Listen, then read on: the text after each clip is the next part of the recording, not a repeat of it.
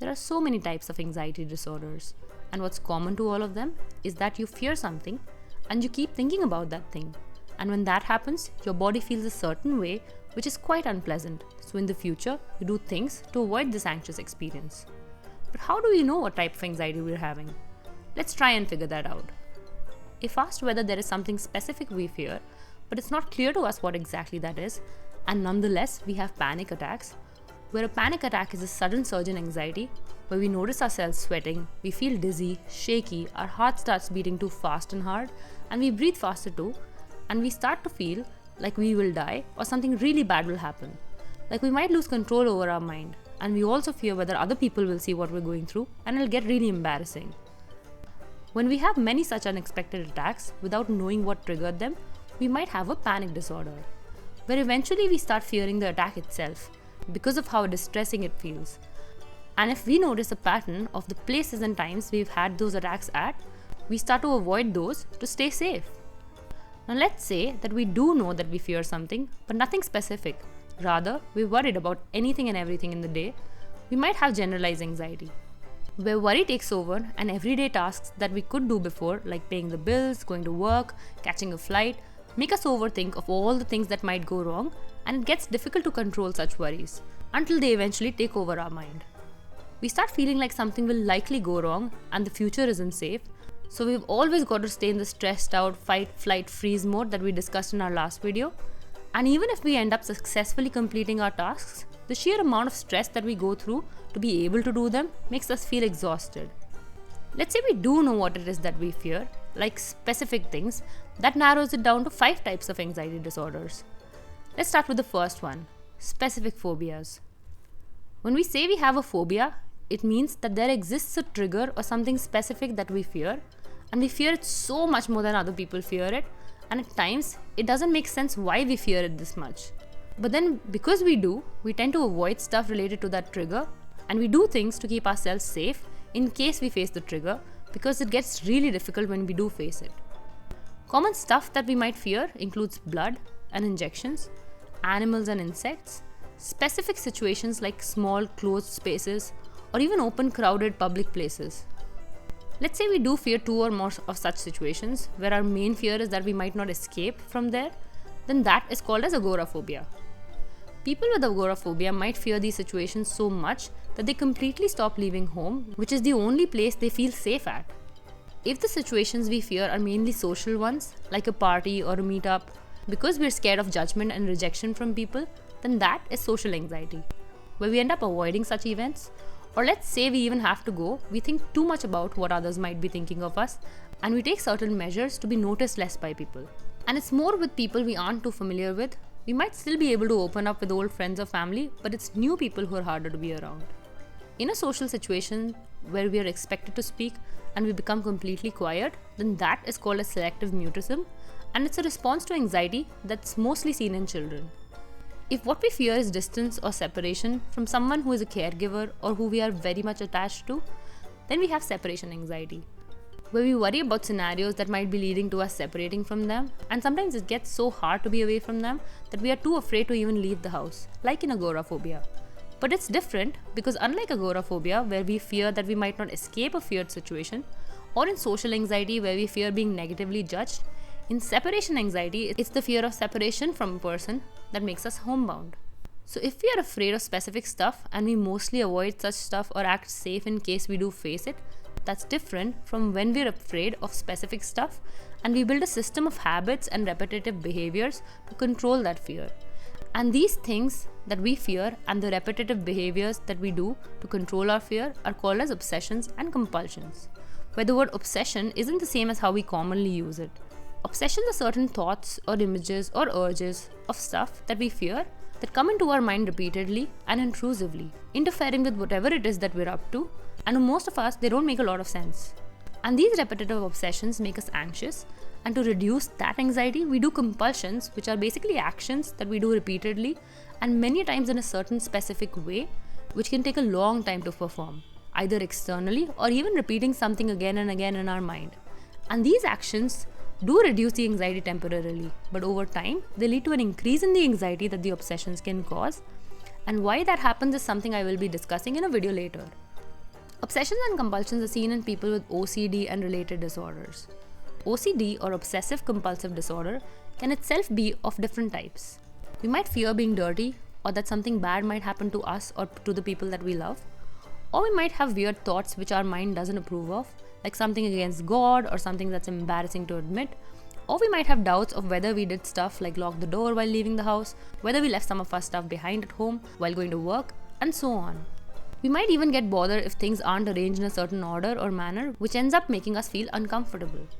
To reduce this discomfort or anxiety, we do actions called as compulsions, such as washing our hands repeatedly, praying in our head when we have some bad thoughts about ourselves or the future, checking repeatedly for stuff we doubt we might have not done or left behind, and when things look messy and unarranged, we end up arranging it repeatedly and perfectly until it feels just right. That feels good. Hoarding is a bit different, where the fear is specifically of letting go of items and belongings. It might get difficult to throw away stuff even if it's of no use, because there's an attachment to those things and also a worry of whether it might be of use in the future. Some of us with hoarding behaviors also tend to buy or collect more stuff because of this fear, and in doing so, our space eventually becomes cluttered, which could get dangerous, leading to injury if stuff is piled up and stored and something falls or breaks on us, and this stuff could even catch fire, making our home a dangerous place to live in. Body dysmorphia is also similar to OCD, where our primary fear is of having some kind of perceived defect in our appearance, whether it's our facial features, our skin, our hair, anything which makes us feel ugly. I use the word perceived because many of us might not even have the flaw, but we feel like we have it, which is why we feel ugly. And we constantly check that part of our body in the mirror, and when we go out or are around others, we use measures to hide that flaw. We might also ask for reassurance from others whose feedback either gives us temporary relief if it's good, but if they end up commenting somewhat negatively, it worsens our anxiety then and there. We might end up feeling like it's important to get it improved surgically, but many a times, despite doing that multiple times, we could still continue to be dissatisfied with how we look, making us feel hopeless and more depressed. When we have eating disorders, we don't like appearing fat, but it's different from body dysmorphia because our fear is primarily that of food and gaining weight. And as the name suggests, we have more of eating related compulsive behaviors. Like in anorexia nervosa, which is a type of eating disorder where we eat very little or at times not at all. While in bulimia, we feel the need to take out whatever we have eaten, either in the form of puking it out or excessively burning the calories or using pills like laxatives to take the food out of our system, hence compensating for what we have eaten. Both of these can lead to dangerously low weight, which could affect our hormones and our ability to stay healthy. Some of us might suffer from a rare type of problem called olfactory reference syndrome, where our specific fear is that we smell bad and compulsions are done to check or avoid feeling so. Illness anxiety, which used to be called as hypochondriasis, is a fear of having a serious health issue. For example, if we feel like we've lost our appetite, we might straight away think that we might have cancer, and we get multiple health checks done, unsatisfied when we are told that we don't have the disease, doubtful whether the tests might have missed out stuff. So we look online, and you know what happens when you Google your symptoms. But the fear is so real that it's hard to believe the doctors when they reassure us that we're doing okay. It's different from another type of problem where our main concern is the symptom we are having and not the diagnosis itself. For example, if we have pain, or at least we feel we do, then the pain would be the trouble and not the fear that we might have a certain seriously deadly disease. So we've covered fear of everything and also that of specific things. But some of us have anxiety after facing an event that might have felt like a really big threat to our lives or our security, which we call as a traumatic event. Or it might have been something not so big but nonetheless quite stressful. Trauma could be stuff like having been through a war, or if we were shot at, or something like a cyclone or a tsunami or an earthquake that we experienced, or even when we've been physically, emotionally, or sexually abused. And when we face trauma that's so intense, we might develop PTSD, where we could have recurrent nightmares or vivid flashbacks of the experience, and we avoid stuff that reminds us of it. We feel constantly at edge and could show signs of depression or anxiety, or sometimes even feel emotionally numb and distant in our day-to-day lives. If life has been really hard that we've had to face such disturbing experiences on multiple occasions, we could develop complex PTSD, where in addition to the PTSD symptoms, it might become difficult for us to manage our emotions as well as our relations with other people. If the event is not severely traumatic but is causing us sadness and anxiety nonetheless, to an extent that it doesn't qualify the threshold to be diagnosed as another anxiety or mood-related problem, then we label it as an adjustment disorder, which usually lasts as long as we are under the stress, but sometimes it could last longer too. And I hope that helped you understand how we could tell one type of anxiety problem from another. But do we even need to do this? Why is there a need to have all these categories of anxiety? It surely helps the doctor understand what kind of problems present together. It's also easier for our doctor or therapist to communicate with each other as to what we're having in case the need arises. And each of these types of anxiety could have a different way of progressing over time. But does that mean that we need all these categories? Because let's say I have OCD and I wash my hands a lot, my problem could feel very different from someone else who checks stuff instead of washing. And what if I feared closed spaces, but then I started fearing public places too? I moved from someone having specific phobia to now having agoraphobia. I could also get a diagnosis from my doctor where I have different kinds of anxiety disorders together. And oh wait, even if I have 5 different types of anxiety disorders, I could be treated for all 5 of them using the same medication and style of therapy. Because of all these doubts, a new system has started coming up where instead of putting anxiety in a type or category, we look at the symptoms we have, we look at different ways to analyze the symptom.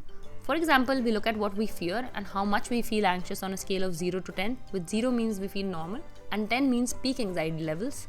And these ways of analyzing the symptoms are called as dimensions. So each of us could have a specific pattern in which our dimensions exist in relation to each other, and that pattern could help locate what part of our brain might be getting affected because of which we're having this anxiety pattern. If we keep studying that, we might even understand how our brain biology affects how we behave, and then get a better understanding of what goes wrong because of which we might be getting anxious, which could eventually help us in fixing the anxiety by targeting the exact thing that went wrong and treat it and prevent it from happening as well. Now, this kind of an approach is being discussed in personality disorders, but anxiety ones still have a long way to go. And until that happens, I hope you find this video useful and do watch it again the next time you wonder how to figure out one type of anxiety from another.